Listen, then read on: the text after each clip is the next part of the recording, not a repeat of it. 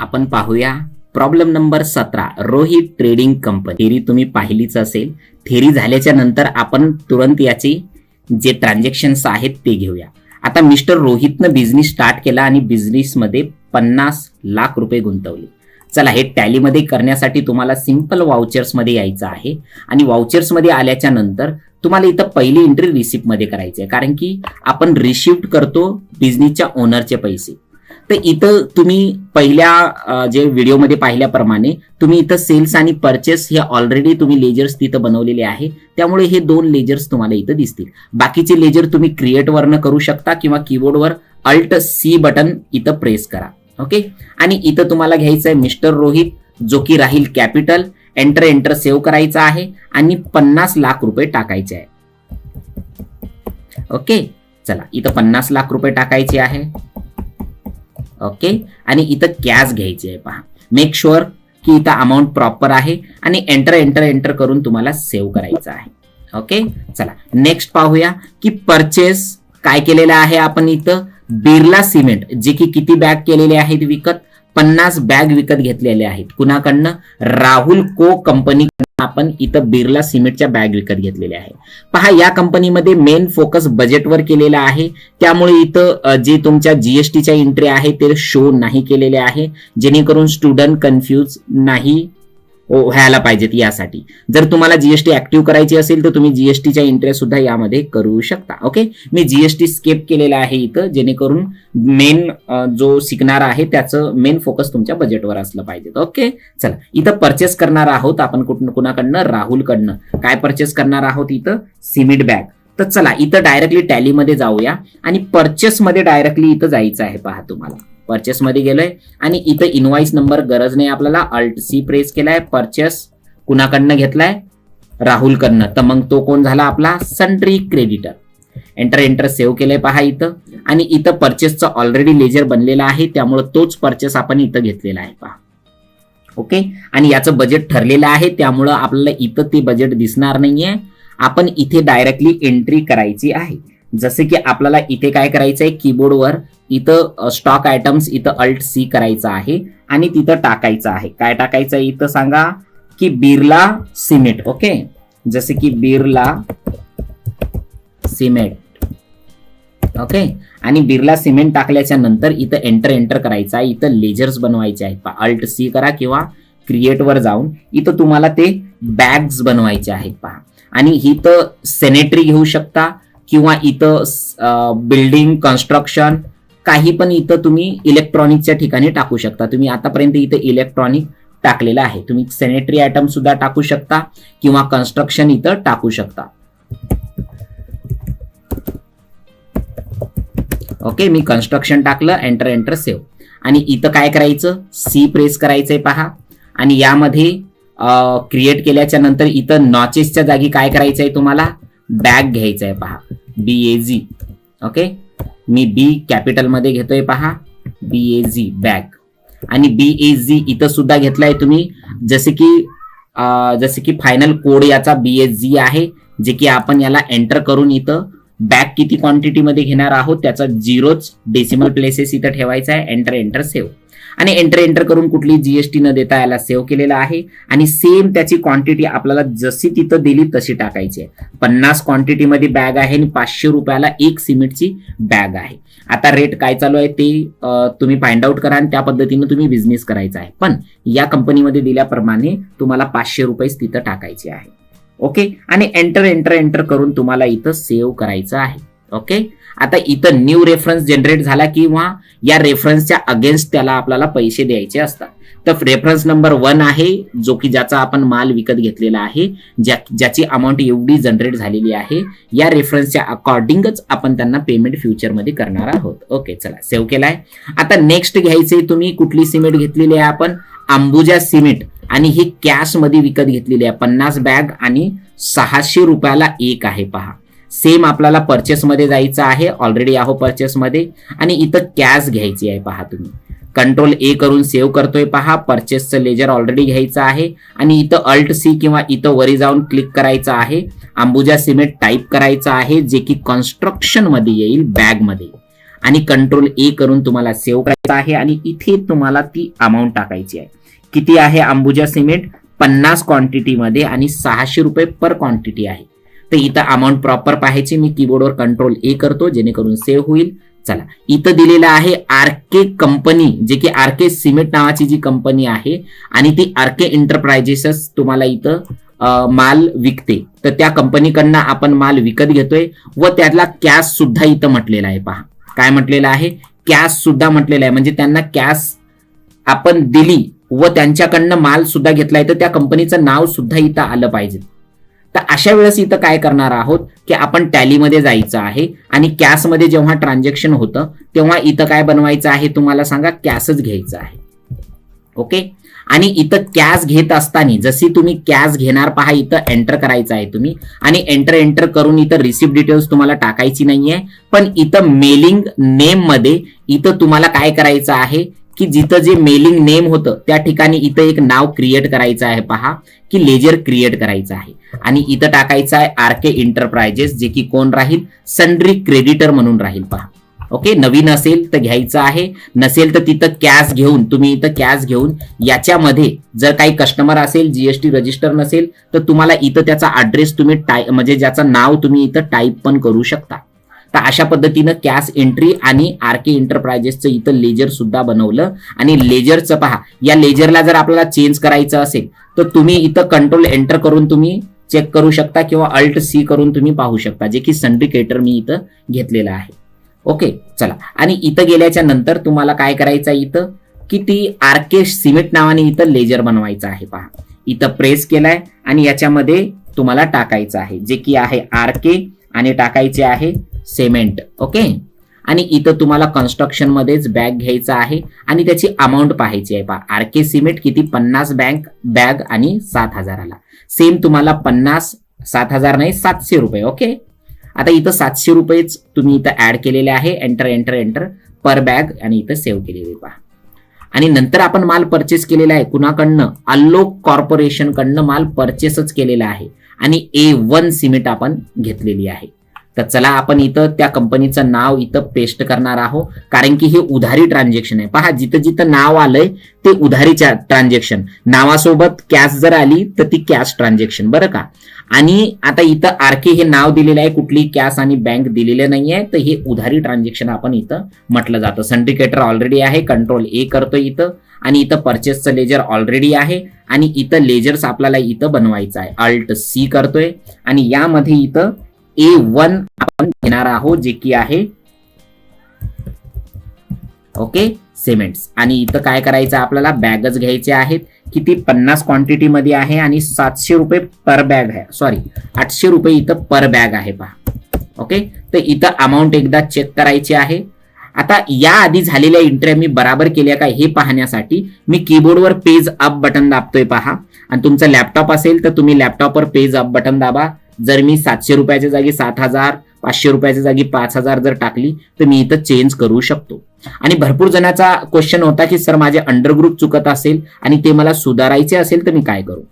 तर त्यासाठी तुम्हाला त्या लेजरवर जायचं, एंटर करून पेज अप झाल्याच्या नंतर तुम्हाला कीबोर्डवर कंट्रोल दाबून एंटर बटन दाबायचा. इथं अंडरग्रुप चेक करू शकता. ओके, आणि या दुसरी पण मेथड सांगितलेली आहे एका व्हिडिओमध्ये, ते पण पाहू शकता. ओके, पेज डाऊन केलंय मी इथं. ओके, चला नेक्स्ट पाहूया. इथं आता नेक्स्ट आहे तुमच्या सेलच्या एंट्र्या. पहा इथं सेल्स करते वेळेस कधीही तुम्ही यात लक्षात घ्या की ते कॅश मध्ये आहे की चेक मध्ये आहे की तुमच्या उधारीवर आहे. तर राजेश को हा उधारीवर आहे, तर हा सिंडिकेटर नाही येणार, सन्ड्री डेटर्स येणार. पहा सिंडिकेटर डेटरची थेरी ऑलरेडी झालेली आहे, ती पहा तुम्ही ऑलरेडी, तुम्हाला 7 नंबरच्या किंवा 6 नंबरच्या लेक्चरमध्ये तुम्हाला भेटेल. ओके, कॉपी केलाय आणि इथं तुम्हाला डायरेक्टली जायचं आहे, परचेसच्या जागी सेल्सवर क्लिक करायचं आहे. पहा इथं, आणि सेल्स मध्ये झाल्याच्या नंतर इथं पार्टी नेम तुम्हाला इथं क्रिएट करायचा आहे. मी अल्ट सी करतोय. राजेश को, जो की सन्ड्री डेटर असेल. पहा इथं सन्ड्री डेटर घेतलाय, कंट्रोल ए करून सेव्ह केलाय. पहा, आणि इथं मेक शुअर की इथं सेलचं लेजर ऑलरेडी आपण बनवलेलं आहे. ओके, तर तेच तुम्हाला इथं घ्यायचं आहे. कीबोर्डवर स्पेस दाबायचा आहे. आणि स्पेस का दाबले इथं एक लक्षात घ्या, इथं भरपूर जण Alt C करून नवीन जे की स्टॉक आहे ते सेल करते वेळेस सुद्धा बनवतात. इथं तुम्ही तसं नाही करायचं आहे. तुम्हाला इथं काय करायचं आहे, डायरेक्टली स्पेस दाबायचं. इथं स्टॉक ऑलरेडी तुम्ही विकत घेतलेला आहे तोच विकायचा आहे. आपल्याला काय विकायचं, इथं बिर्ला सिमेंट विकायचं आहे. तर बी वरनं इथं बिर्ला सिमेंट आलेली आहे आणि त्याची क्वांटिटी आहे 40 क्वांटिटी सेल करायची आहे आणि 700 रुपयाला एक आहे. खरेदी 500 आहे आणि विक्री 700ची आहे पहा. ओके, आणि ही तुम्ही इथं विकलेली आहे. एंटर एंटर एंटर करून सेव्ह करतोय पहा. नेक्स्ट तुम्हाला याच्यामध्ये दिलेला आहे पहा की इथं अंबुजा सिमेंट विकतोय कॅश मध्ये.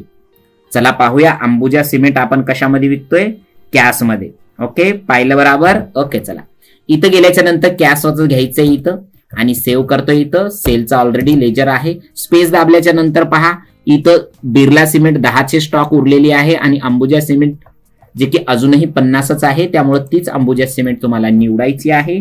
आणि अंबुजा सिमेंट इथं दिलेली आहे 48 क्वांटिटी आणि प्राइस आहे 800 रुपये. एंटर एंटर करून तुम्हाला सेव्ह करायचं आहे. चला नेक्स्ट पाहूया. तुम्ही तुमच्याच एंट्रीमध्ये पहा इथं की आरके सिमेंट आहे जे की सिव LTD ही उधारी ट्रान्झॅक्शन आहे आणि हे सुद्धा आपल्याला करायचं आहे. काय करायचं आहे, सेल करायचं आहे. तर इथं Alt C करून सिव जो की सन्ड्री डेटर्स येईल, जो की कस्टमर असेल आपला. ओके, आणि इथं सेल्स मध्ये आपल्याला काय विकायचं आहे याला सांगा की जो सिव आहे त्याला आपण आरके सिमेंट विकायचे आहे.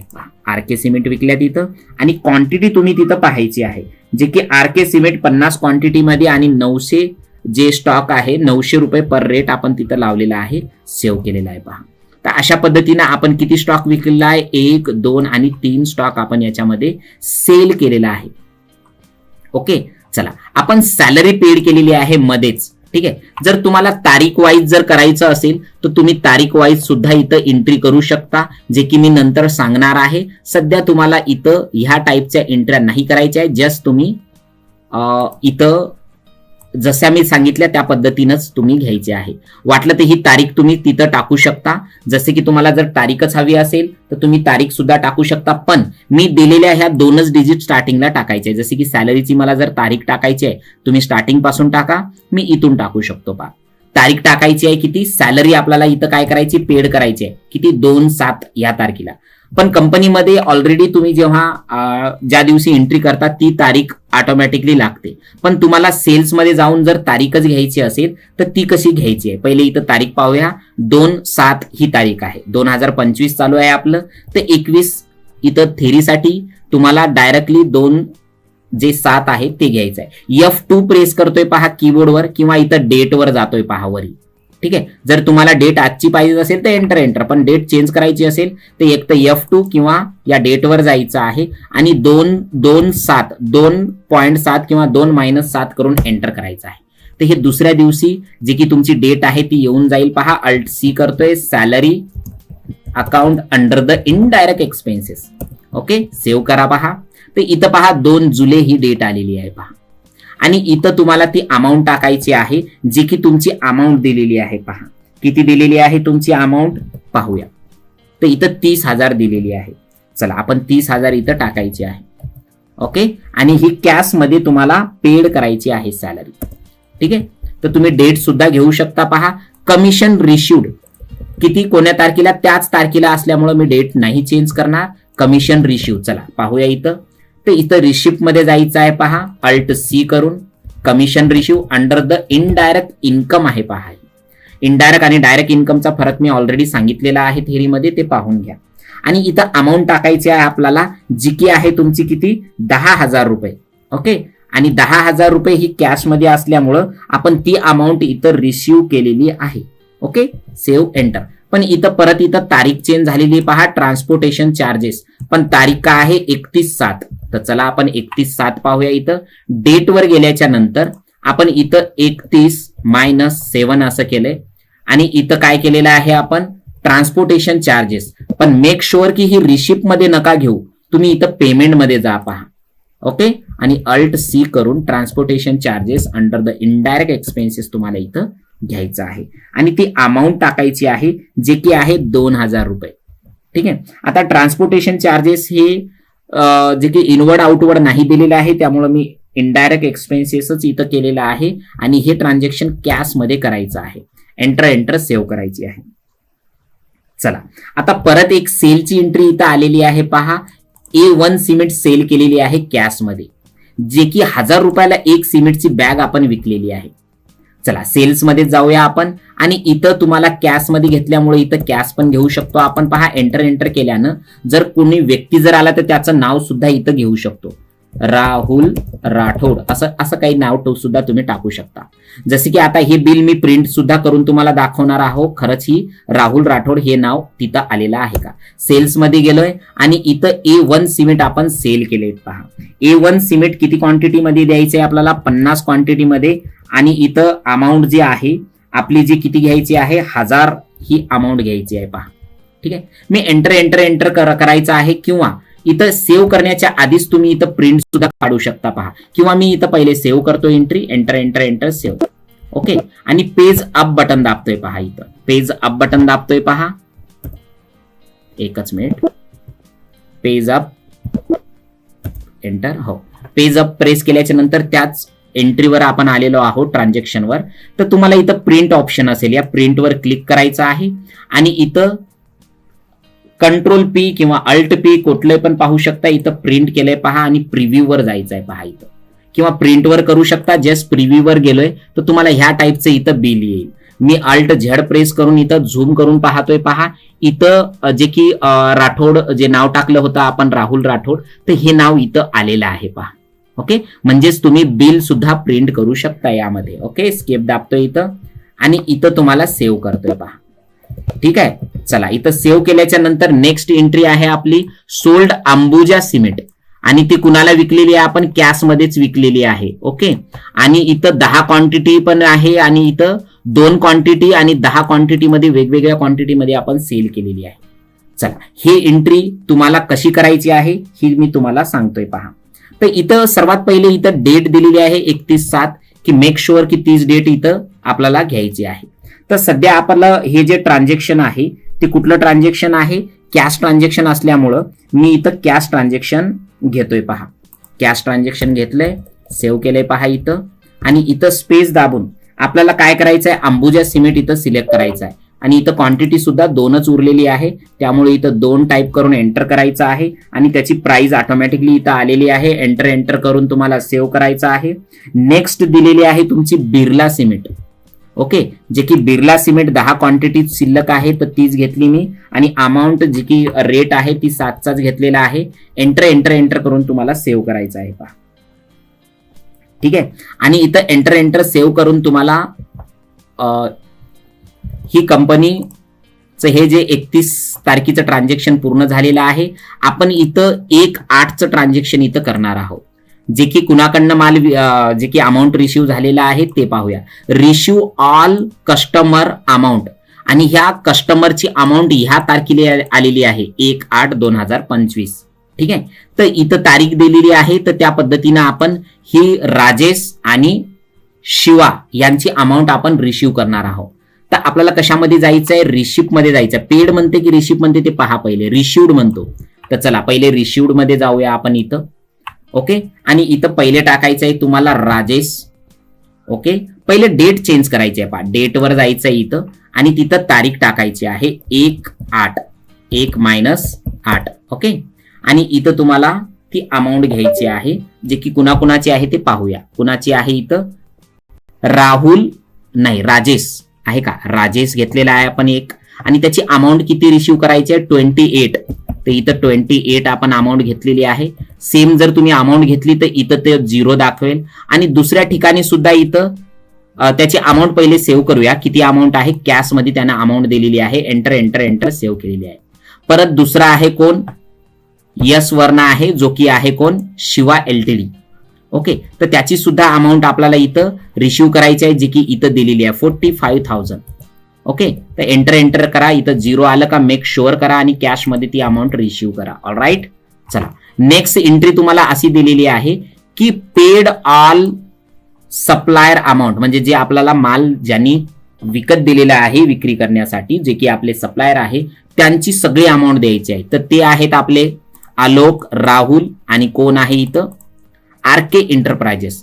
तर चला आपण जाऊया इथं आणि याच्यामध्ये पाहूया किती जणांचा आपल्याला इथं पेड करायचे आहे. तर पेमेंटमध्ये गेल्याच्या नंतर आपल्याला ह्या सगळ्या एंट्र्या एकाच याच्यामध्ये करू शकतो. जसे की आलोकची इथं अमाऊंट द्यायची आहे, पण याची तारीख वेगळी आहे. पहा, डेट 1 ऑगस्ट नाही आहे, तर इथं डेटवर जाऊन क्लिक केल्याच्या नंतर ऑटोमॅटिकली 2/8 येऊन जाईल तुमचं आणि ती अमाऊंट टाकायची आहे जी की इथं दिसते. पहा किती आहे, 40,000.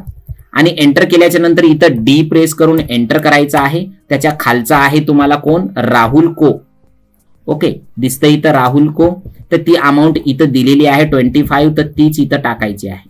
चला एंटर करून तुम्हाला इथं परत डी प्रेस करायचं आहे म्हणजेच डेबिट आणि परत घ्यायचं आहे RK. तर इथं RK एंटरप्राइजेस आपण घेतलेला आहे आणि त्याची अमाऊंट इथं दिलेली आहे. पहा, RK एंटरप्राइजेस याची अमाऊंट इथं दिलेली नाहीये. पहा, ठीक आहे. तर इथं RK एंटरप्राइजेस याची अमाऊंट का बरं दिलेली नाहीये, कारण की त्याची ऑलरेडी तिथं कॅश घेतलेली आहे आपण.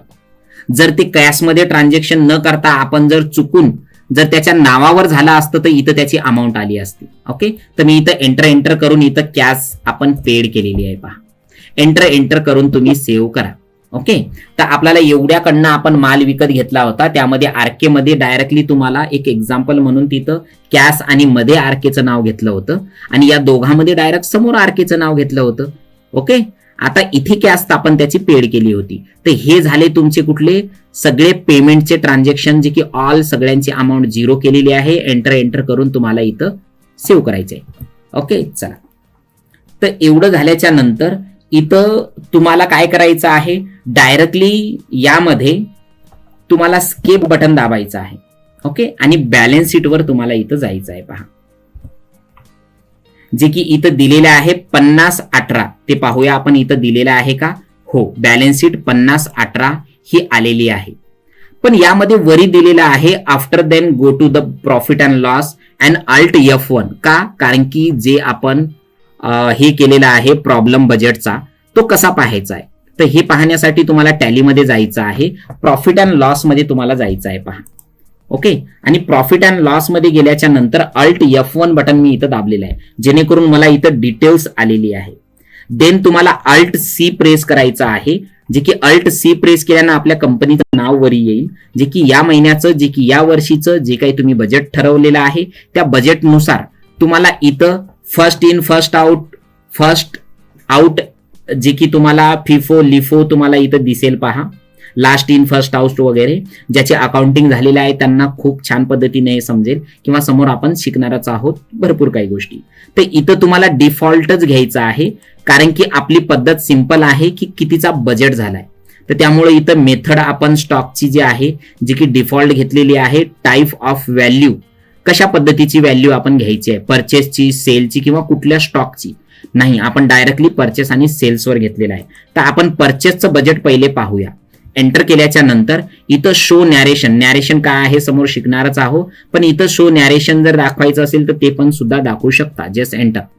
तर इथं तुम्हाला परचेसचं बजेट दिसत असेल. पहा, तर यामध्ये इथं परचेस अकाउंटचं इथं बजेट दिलेलं आहे, जे की तुम्हाला अंडर बजेट इथं झालेलं आहे. पहा, स्टॉक कितीचा झालेला आहे 31 आणि किती 50 पर्यंत जे की तुम्हाला स्टॉकचं होतं, तर त्या पद्धतीनं 50चा तुम्हाला काय परचेस बजेट इथं झालेला आहे. आणि ऍक्च्युअल कितीचा झालेला आहे तो इथं दाखवलेला आहे. बजेट कितीचं दिलं होतं तुम्हाला एवढ्याचं, पण ऍक्च्युअल कितीचं झालेलं आहे पहा इथं दिलेलं आहे. ऍक्च्युअल या तारखेपासून या तारखेपर्यंत फक्त एवढाच बजेट तुम्हाला इथं झालेला आहे.